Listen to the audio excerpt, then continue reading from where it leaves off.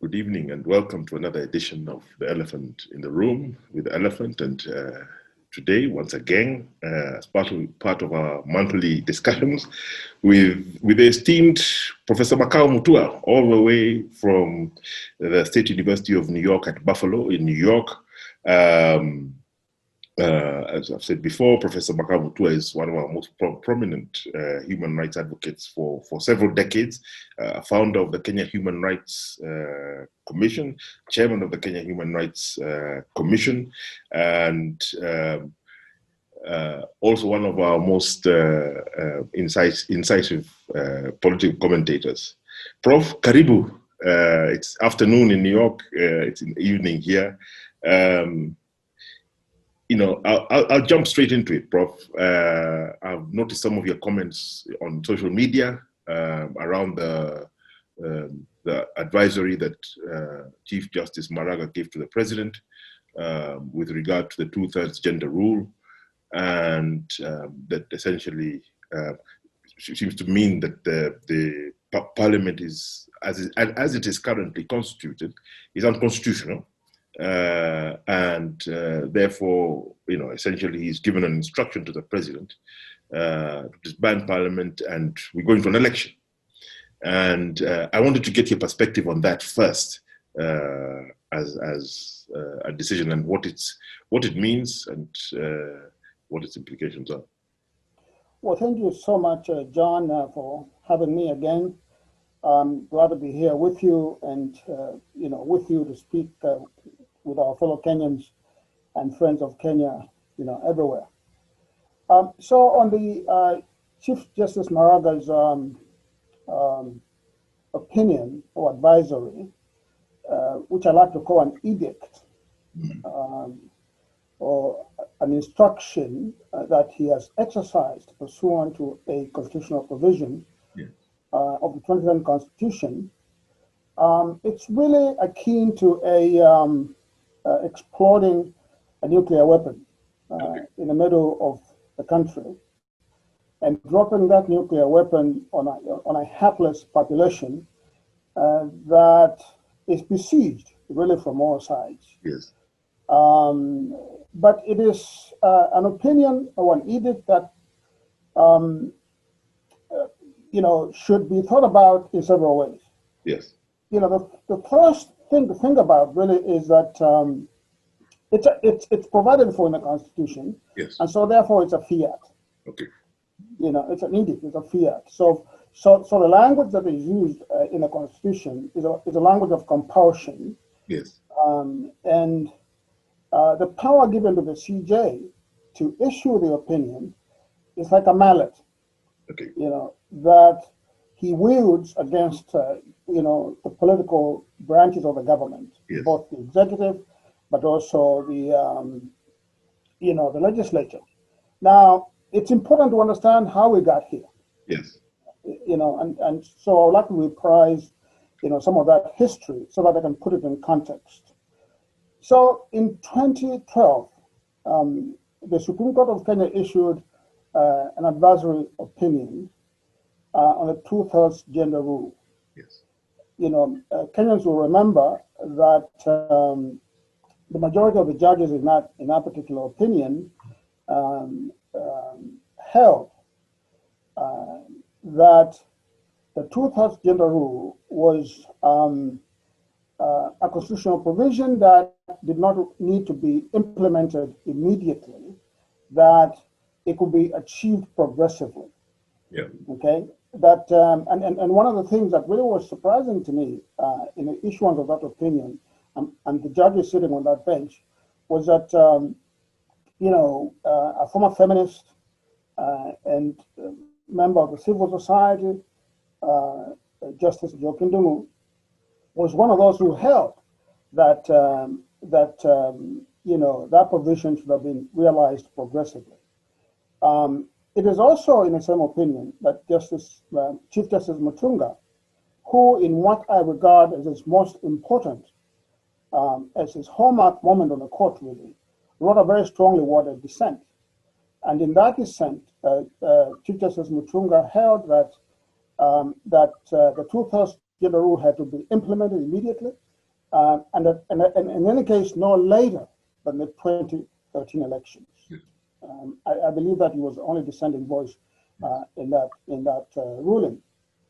Now, fast forward to 2017, when Justice Mativo holds that if the political branches do not implement the two-thirds gender rule, Parliament will stand dissolved 2 months hence from 2017. And of course, it was not. And then, of course, we find ourselves here today, in which Chief Justice Maraga has invoked, Section 261 of the Constitution to advise the president, really, as I said, to order the president. In law, you may call it an advice, but actually it's an edict. Yes. To instruct the president to dissolve Parliament so that it can be reconstituted pursuant to the provisions, of the law that require that two-thirds gender rule be implemented. Now, I just want to say one or two things about that. The office of the Chief Justice has two hats. Okay. On the one hand, the Chief Justice is the president of the Supreme Court of Kenya. Yeah. That is purely a judicial hat. In that role, he wears the hat of a judge. Yes. But he's also the Chief Justice. Yes. And as Chief Justice, he wears the hat of a quasi-politician. Mm-hmm. Okay? Okay. Okay, this is a very interesting point and a very important point for people to pay attention to. In my view, the Chief Justice, has tended to conflate these two hats of his office. Yes. So for example, he has tended to think that he could kneel before the head of state, Mr. Kenyatta, Yes. to gain favors for the judiciary. Yes. And of course, this has not been possible. Yes. And especially not been possible after the 2017 ruling in which he nullified the election Yes. of Mr. Kenyatta to the presidency. Yes. Mr. Kenyatta, in any case, has become more recalcitrant.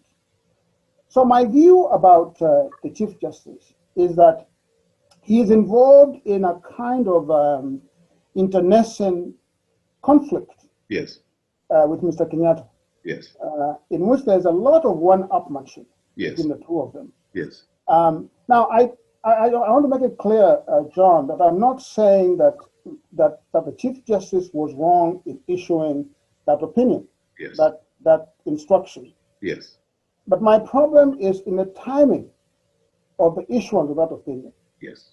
Okay, Mm-hmm. so the Chief Justice waits until a month to his retirement to explode this grenade on Kenya.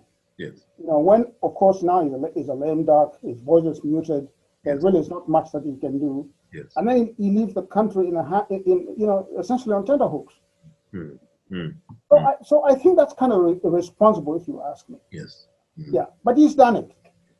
He's done it, and Mr. Kenyatta has no option now Yes. but to heed that opinion. The question, Yes. in my view, Yes. is what can be done Yes. short of dissolving Parliament. Yes. Because I think there are things that that can be done. There is nothing that can stop the legislature and the executive from getting together to craft the law that requires Yes. that the two-thirds gender rule be implemented. Okay. And I believe actually if they were to do that and pass it, Yes. the courts would actually give them a reprieve Yes. from being dissolved.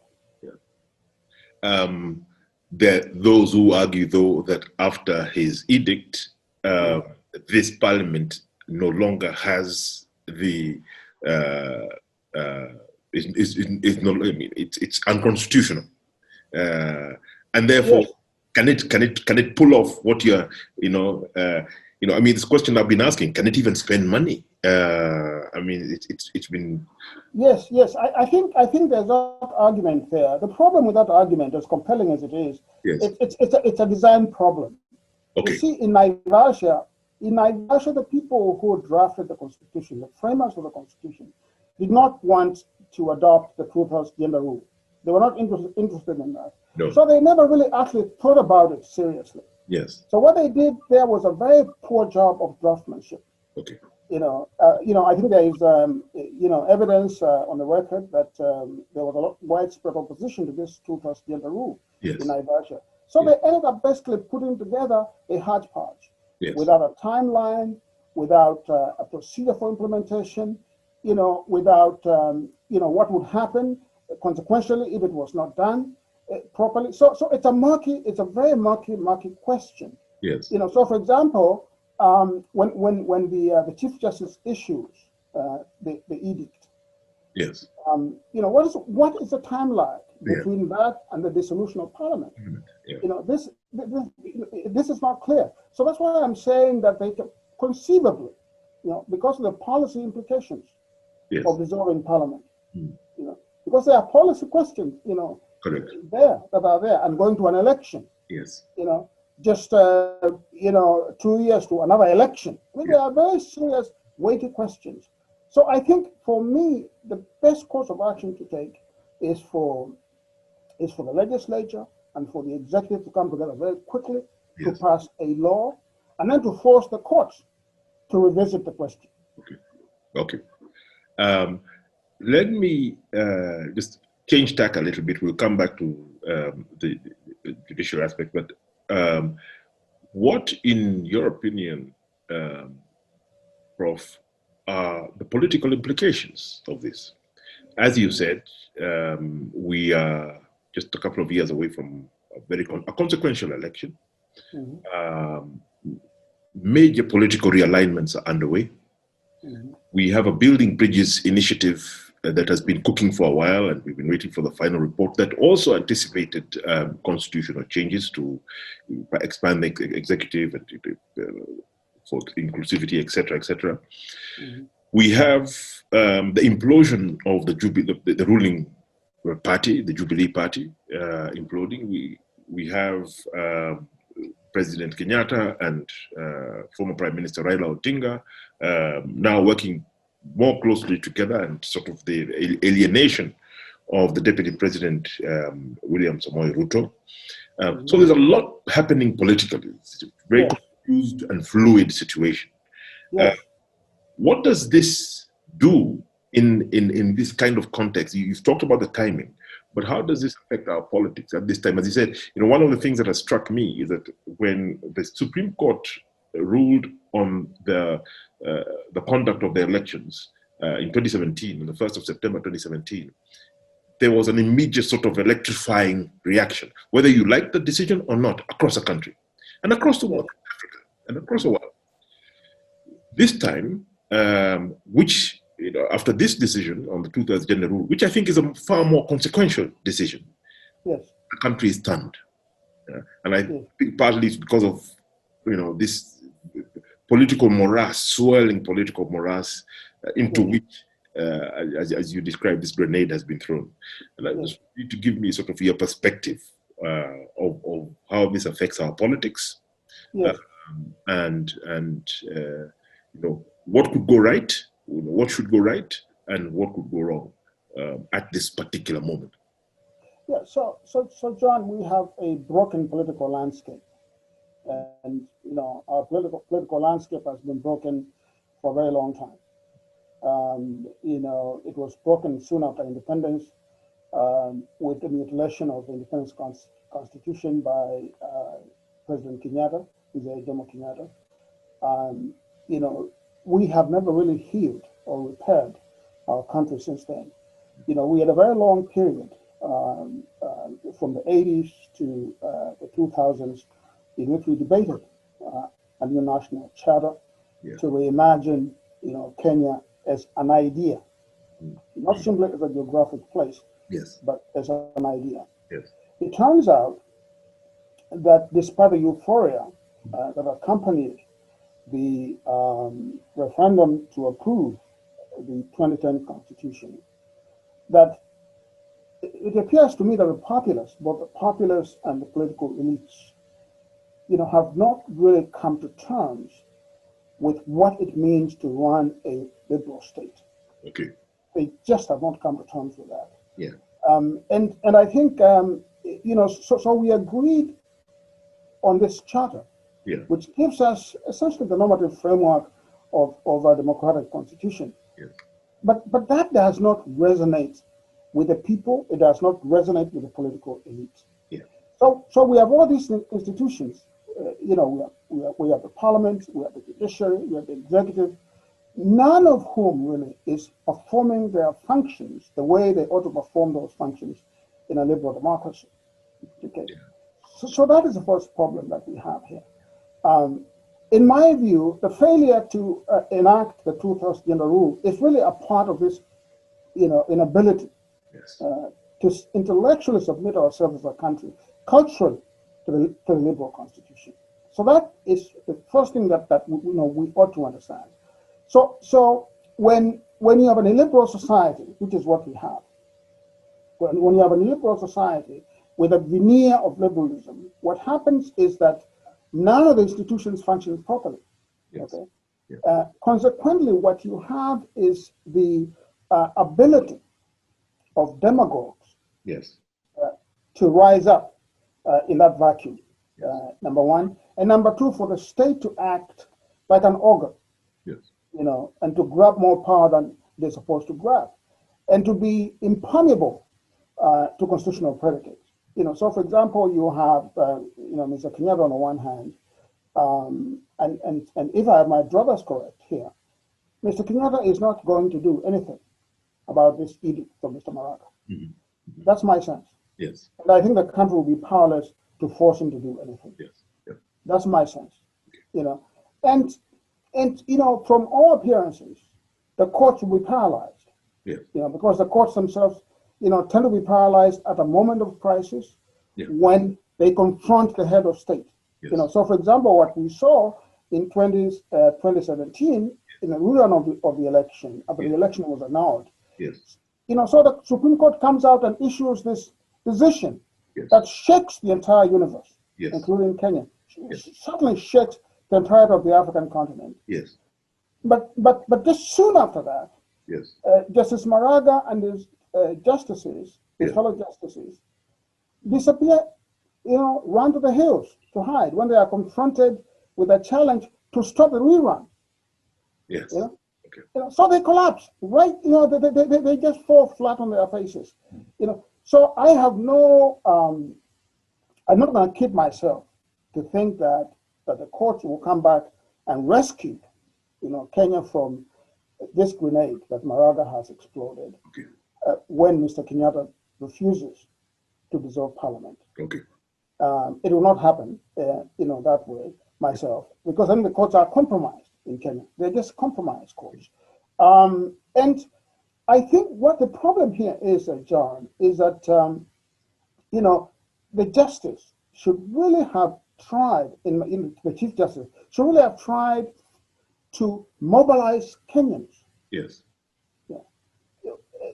Far back, let us say, for example, 3 or 4 years ago, to mobilize Kenyans to force Parliament and the executive to pass, the two-thirds gender rule. Yes.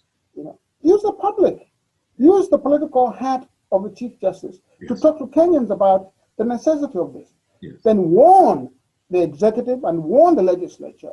Let them know that if you do not do this, I'm going to issue this ruling, so that the country will be prepared to receive the ruling.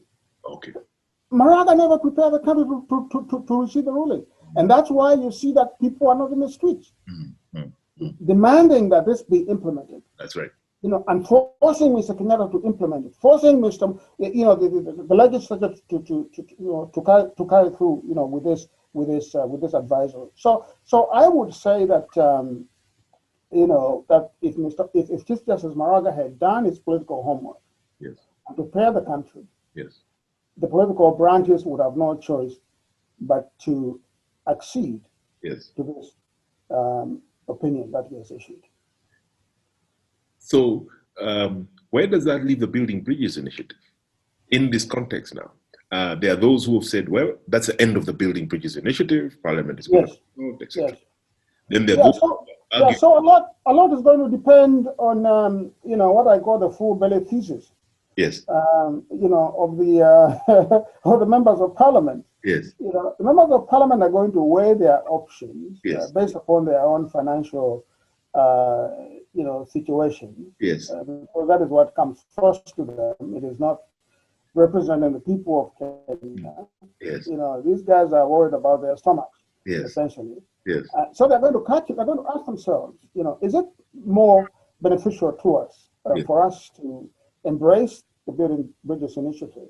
Yes. Although we could be questioned as a parliament, on the question of legitimacy, are we, you know, so are we going to embrace this initiative and elongate our own place in the economic landscape? Yes. Or are we going to dare Mr. Kenyatta to dissolve parliament and send us home?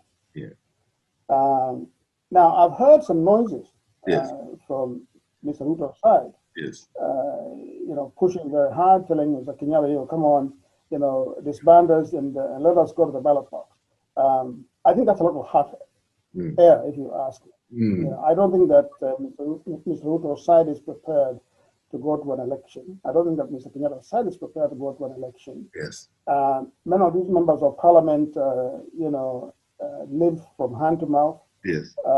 Many of them, and, you know, and that's why they're up for grabs. You know, Yes. whoever can buy them, you know, buys them.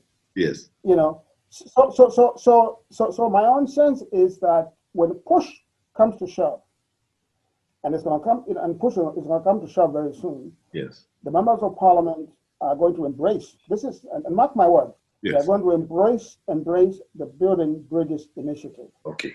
to save themselves. It is the safest option for them. Yes. And I think what Mr. Maraga has done, without his knowledge, Yes. is to give Mr. Kenyatta, you know, a weapon against the members of parliament. Yes.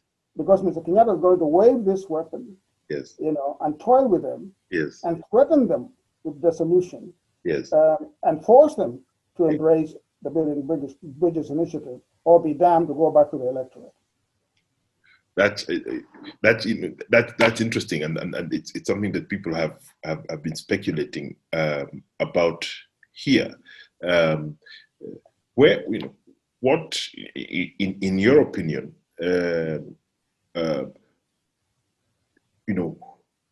you know, it makes perfect sense for, you know, the political class to come together and say, okay, we are faced with this edict. We've got to respond to it. Let's come together.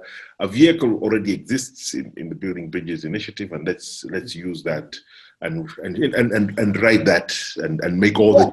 And by the way, let me just add this, John. No, sorry to interrupt you. No, go ahead. Yeah. By the way, let us not forget that many of these MPs are not anxious to enact the two-thirds gender rule. No. They really are not.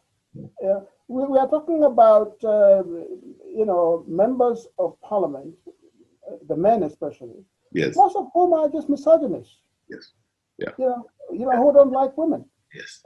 You know, and want to see women back in the kitchen. Yes. So, you know, so these are not people who are beating down the doors of parliament, you know, to implement the two-thirds gender rule. So why would they sacrifice themselves for something they don't even like? Makes it. That's true. Doesn't make sense. You know, one of the, you know, let's be interested to get your sort of philosophical sort of take on this. At the national level, people.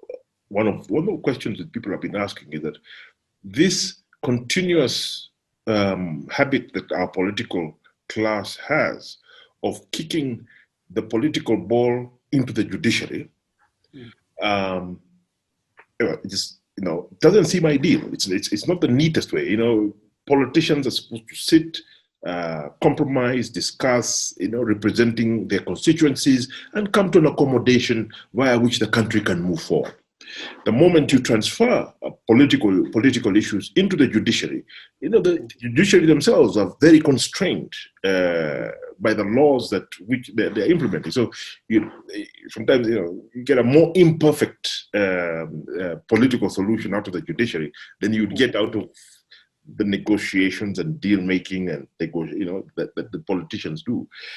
And so one of the questions that has been asked at the local level is our politics over judicialized? And what are the implications of that? And then for you, as an international constitutional lawyer on these issues, Prof, we are seeing liberal democracies and constitutions under pressure across the world. Yeah, not only in Kenya, in Brazil, India, etc. So this is it's a global trend. And I wanted you to comment on that, first of all, in the Kenyan context, and then, given your global experience, how it's playing out in other parts of the world as well.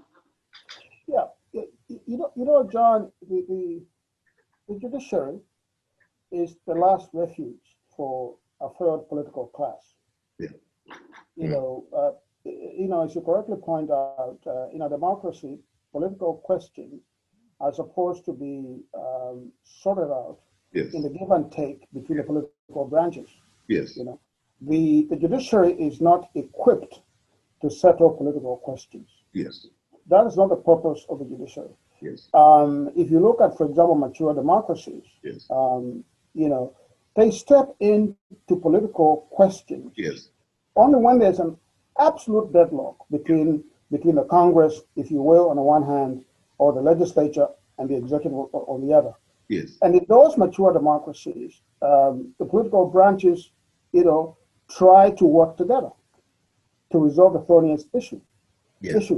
For example, what you are seeing in the United States today, where the Congress and the executive are unable to work together, is primarily because of a dysfunctional political class. This has not always been the history. If you go back just to the 70s and 80s, in fact, the two branches were working together very closely. Correct. For example, Supreme Court justices will be confirmed sometimes by a vote of 100-0. Justice Ginsburg, who just passed away, was confirmed by a vote of 98-0. That's right. Which was incredible. So I just want to say that when political classes begin to run the judiciary, that they have run out of ideas, and they have run out of the ability to resolve their own thorny issues. In the case of Kenya, our judiciary is not even equipped to deal with those political issues. Because its own maturity as a judiciary is wanting. Its own morality as a judiciary is wanting. Its own legitimacy as a judiciary is wanting. I would trust, for example, the South African judicial system, much more than I would trust the Kenyan judicial system. I would trust more the Indian judicial system than I would trust the Kenyan judicial system. Because those particular judicial systems are very mature. They can handle political questions. And you've seen it with much of their rulings.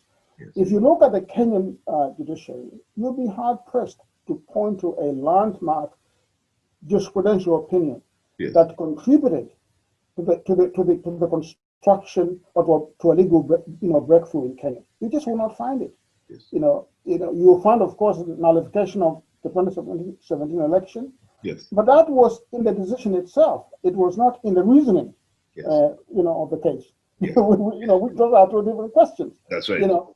So I would simply say that the political class is resorting to the courts to resolve issues that the courts are unable to resolve, and there's a consequence, creating more confusion in that process. So that is not really a way out, for us. And the question goes back to this same issue, that we don't have a mature political class that understands the predicates of the liberal democratic system and the role that the different branches, that the three branches of government should be playing. We do not have a bench, if you will, of elites, of people who are idealistic, who run for office because they want to serve, because they want to govern. We are barracudas who are in office. Quite often we elect individuals who are themselves, morally compromised. They are either thieves, or they are even murderers, or they are rapists. We have just the worst lot in Kenya. And we are seeing it now again with those same people rising up again to claim the mantle in 2022. But on top of that, we are living at a time of great turmoil. Yes. And great trial for the liberal democratic system, which itself has its own internal design problems. Yes. Okay. Even when it works best, it has issues. Yes. I mean, Winston Churchill was the one who said that democracy is the worst form of government except for all the others. Exactly. Yeah. You know, it means that democracy is not perfect. There's many issues. Yes. But it is terrible when those who are charged with implementing it do not even understand it. You know, as in Kenya, for example. And even when they understand it, there is always this underbelly, this genie of fascism, yeah. You know, which we are seeing now in the United States, which we are seeing in places like India, we are seeing it in Hungary, in Philippines, and other places. Yes. That is always there. And, you know, and the way you suppress it by creating a political class that has a national purpose. That, you know, and that knows why people go into politics. Yes. They don't go into politics to get rich. They Yes. don't go into politics to steal. Yes. They go into politics to serve their fellow, you know, countrymen.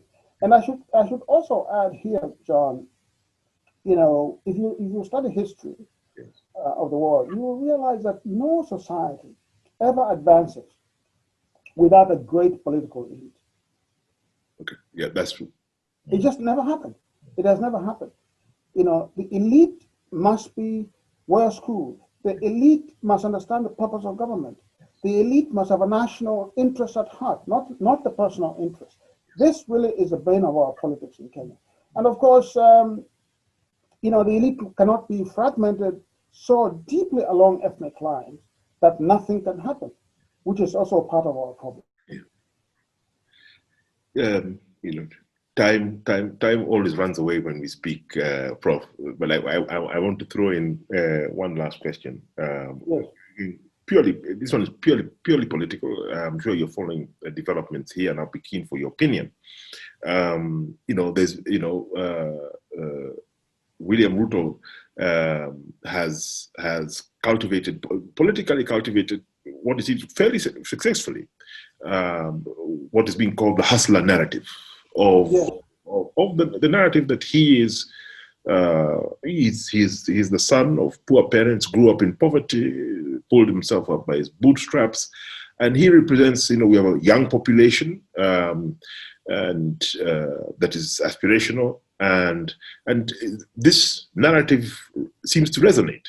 And so quite recently we saw Raila Odinga, who's, you know, if you look at our political firmament, he is now the elder statesman of Kenyan politics right now. But, you know, even he said that he's a hustler too.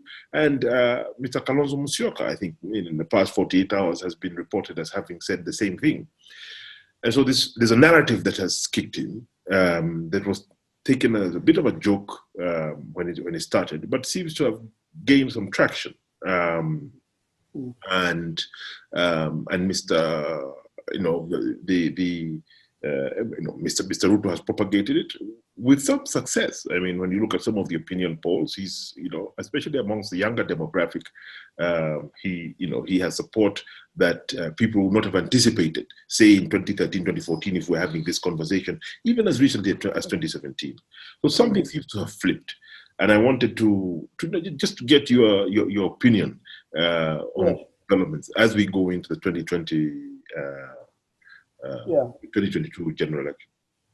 Yeah, actually, you know, I'm watching it with a lot of amusement, I should say, because a day in politics is a long time. Yeah.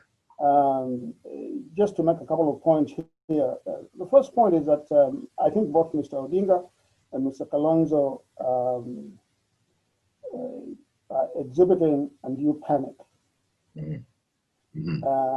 And you know, my response to them, or my advice to them, is not to panic. Yes. Is to think deeply about the nature of the country that we have. Yes. And not to be reflexive in their response to Mr. Ruto's Orwellian narrative about a hustler nation. Yes. Mr. Ruto himself is actually late to the party. Yes. Yes. And he's late to the party because Mr. Songo is the original, creator of the notion of the hustler nation. Sonko. Yeah, Mr. Okay. Sonko Yes. is the original hustler, actually. Yes. And in many respects, a real hustler. Yes. Because, he came from nothing himself. Yes. He did not have godfathers. Yes. He forced the political class to recognize him. Yes. I remember, when he was MP for Embakasi, when he would storm a place and, punch doors and so on and so forth. And these people without shoes would just follow him, like crazy. Yes. Mr. Ruto is far from a hustler. Yes. Mr. Ruto, if you really want to think about his genealogy, his political genealogy properly, his genealogy is more akin to that of Mr. Gideon Moore. Okay. Mr. Gideon Moore is the biological scion of Daniel Arap Moore. Yes. Okay? Yes. Mr. Ruto is the political scion of Mr. Daniel Arap Moore. Yes. Yeah. In that sense, Mr. Ruto actually is a product of the dynasty that he attacks. Yes. As far as I know, Mr. Ruto has never really wanted for anything ever since he burst into the political scene with the violent Youth for Kano 92. At a very young age, he was a minister in Moore's government. He really has not been out of government except for a brief period when he danced with Mr. Odinga. Yes. But then he found that was not really to his liking. So he went back to the state. And he has been sucking on that titty for a long time. Yes. Even today, Mr. Ruto will not resign from government. Yes. Out of which he has been alienated. He cannot imagine being in the opposition. Yes. So it is, and it is actually Orwellian and kind of an interesting flip of the script for someone who cannot explain the source of his wealth.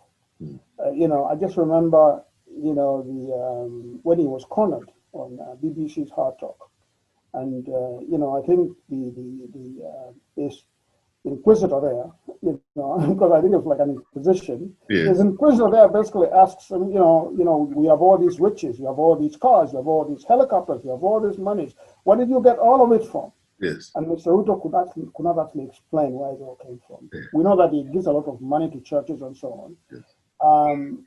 So I think the definition of a hustler is someone who steals from you many, many billions. Yes. And then convinces you that you and him are actually hustlers. And both of you belong to something called a hustler nation. Yes. But we cannot also underestimate the proclivity of our people for fascism and for attraction to fascism. Yes. We just cannot, and that is part of why, for example, if you study radicalization in Islamic society, you're going to find that many people who have been left out by society, who are marginalized, are the easiest to radicalize. Yes. So I'm not surprised that Mr. Ruto has attracted some following with this narrative of the hustler nation, which is really Orwellian, because he is, if in Kenya there's a hustler nation, and I don't think there is myself. Yes. Because a hustler nation is a class term that would require a kind of a class consciousness. Yes. Pitting it against the elite, not for them to embrace the elite. Yes. Then Mr. Ruto is not the leader of that hustler nation and cannot be by definition. Okay. Great. Our time always flies a bit too quickly, but I was keen to bring forward our monthly chats this week. Because of this very consequential judgment by Justice Maraga. It's very clear that things are going to move very quickly over the coming few weeks, and so I'm looking forward to our conversation in another 3 weeks. I'm sure a lot will have happened in between, Prof. Yeah, a lot will have happened, but also the U.S. election is coming up. That's right. Today we have the first debate between Vice President Biden and President Trump. Yes. I think we are all sitting on tenterhooks. Yes. waiting to see the fireworks. Debates don't really change that much. No. They all tend to deepen people's positions. Yes. And strengthen, where people stand. Yes. But we'll be watching closely here. Just one final question, can't resist it. You're sitting in the States, there's the presidential debate today. Looking at, gazing into your crystal ball, yes. Who would you call it for? Tonight? No, I mean the election. Oh, I mean, if the election were held today, yes. So let us talk about that. If the election were held today, yes. I think Biden would win the election running away. Okay. Yeah, I mean, he's leading in virtually all the polls. He's leading on all the battleground states. I think the reports of Trump's tax avoidance or tax evasion, if you will, yes.